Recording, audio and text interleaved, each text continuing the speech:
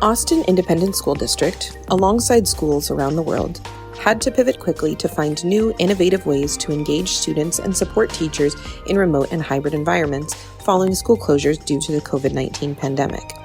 In this episode of Learning Accelerators, What Will We Take With Us Leadership podcast series, we're going to hear from a district leader at Austin ISD about what they tried, what they learned, and what they're taking forward as they head into the 2021-2022 school year.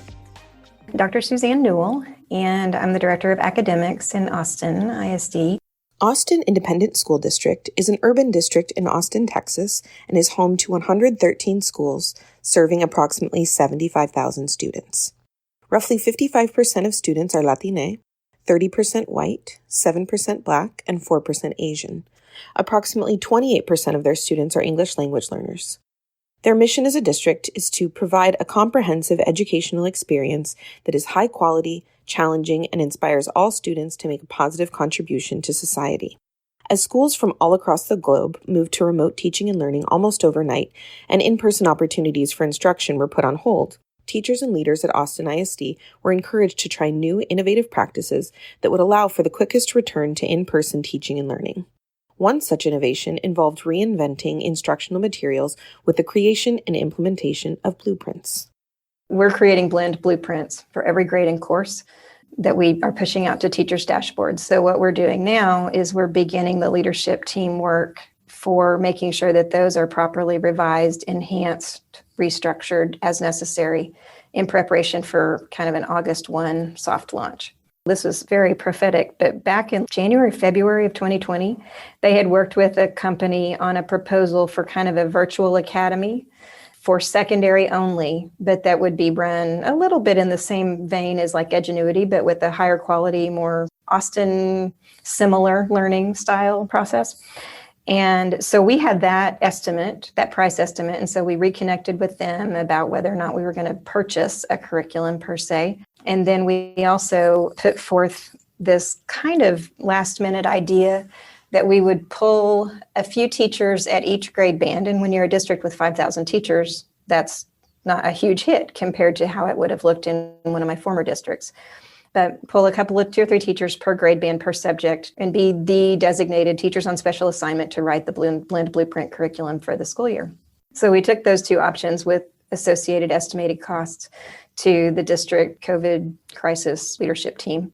These are 2 really good options. We really like the second option where we build it internally, but we can't afford to give you any teachers for it because we can't replace teachers at this point in the school year. And so we essentially reshuffled our entire academic coaching team, and we built a structure for writing those internally on the academics team and kind of keeping us on task here. As you think about practice innovations in response to COVID, honestly, that's really the main headline for Austin, is we took that day's meeting and caught our breath, which took a minute.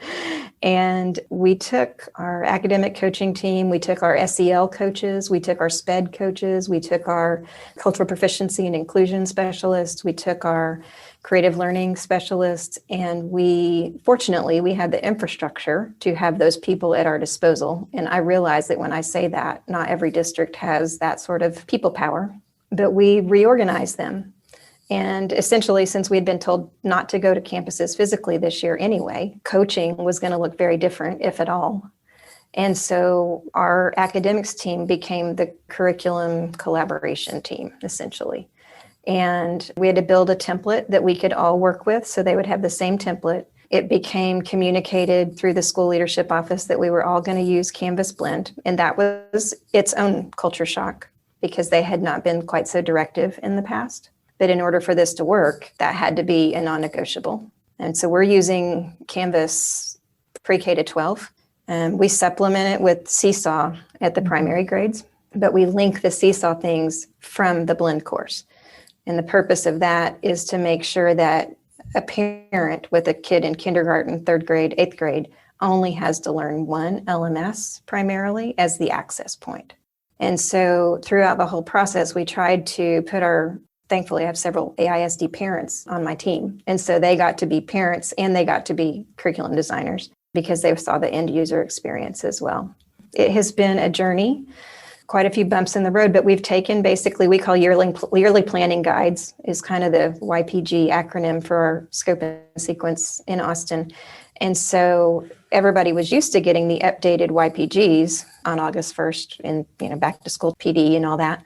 But essentially this year, the YPGs were completed and updated by around July 1. And we use those as the script, basically, for the unit development of the Blueprint online curriculum. I think the one PR miss that we had at the beginning, and granted, I can justify everything by saying that was in the season of the urgent, and that is that some teachers expressed dissatisfaction with the blueprints because I think they were expecting them to be plug and play. This is what we do on Monday in first grade in every district, every campus in the city. And that was not what they were.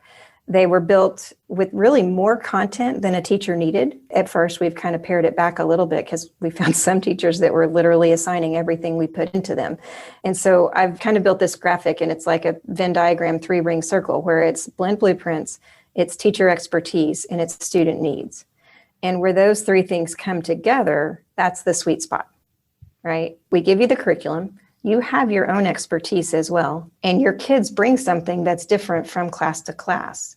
And so only if all three of those things, or the degree to which those things are tightly aligned, are we really hitting the mark. And that's, again, something that we've been talking about a lot more, especially as we look toward next year, is in kind of our promotional materials and the way in which we market them, because then we won't be seeming to overpromise and underdeliver for someone who doesn't understand the nature of what we're trying to put together.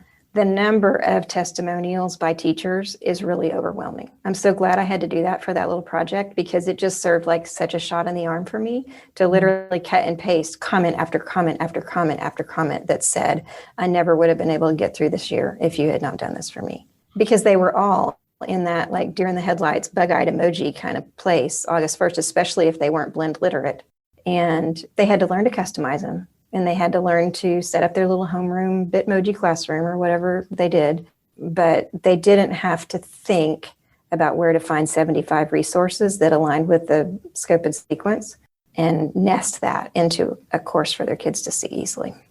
We have SEL lessons, and we have cultural proficiency lessons, and we have creative teaching initiative lessons and structures. And so what our Blueprint teams have done is all those people are in the same pod, if you will, cooking those lessons together. And so we've been able to bake in to the content we push all the stuff we value that they would have been having separate PD to try to figure out how to integrate, but we've been baking it in to the stuff we put forth as plan A instead of having it look like it's a bunch of stuff duct taped together.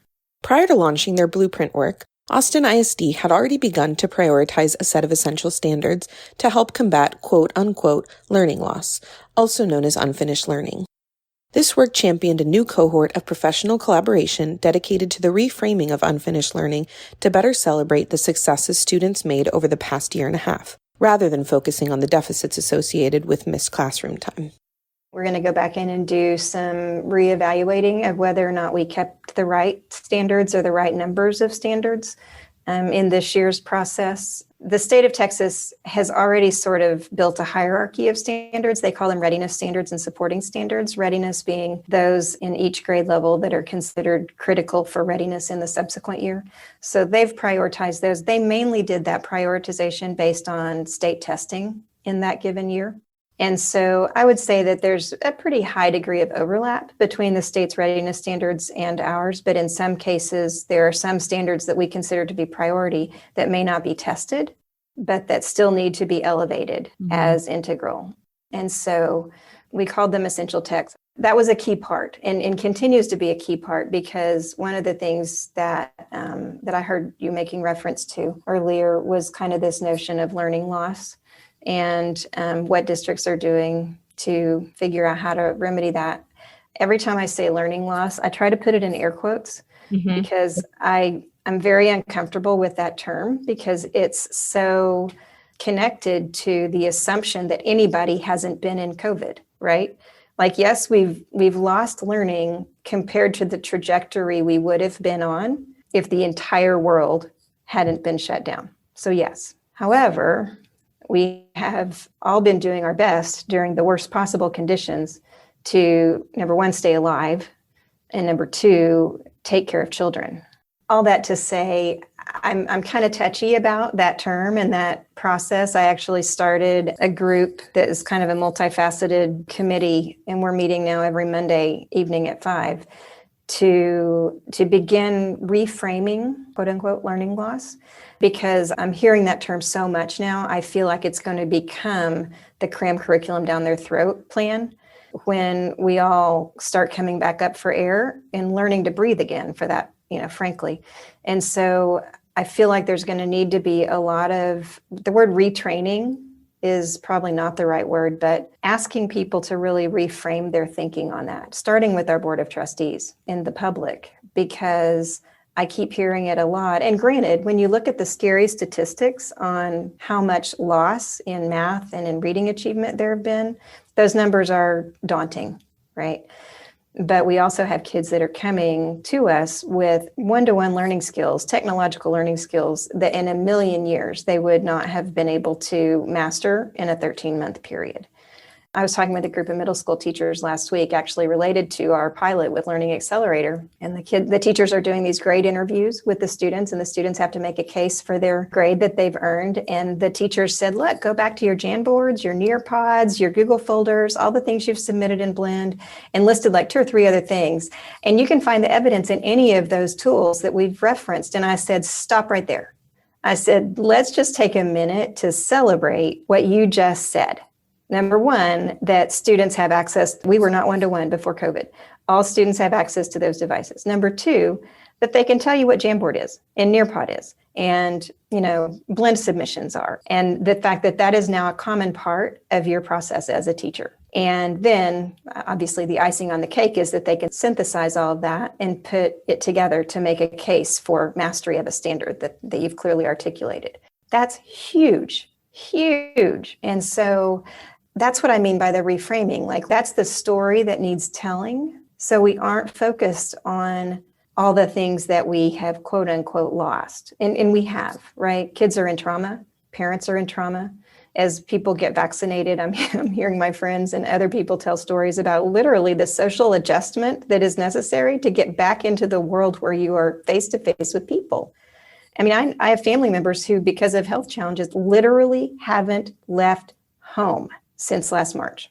But when you think about, and what I don't want to do, what we can't do, it's not that I don't want to, we literally cannot take kids out of a full year at home, put them back into a school setting where they feel like they are a failure from the minute they walk in the door. We have to celebrate their successes and find ways to reconnect as humans, because only there will their little brains be able to do the learning, the supposed make-up learning, or get back on that learning trajectory, probably more accurately stated, so that they can rejoin.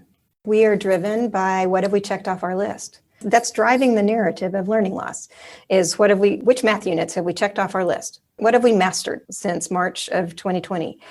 And there are some things that we are definitely being slower to master right now.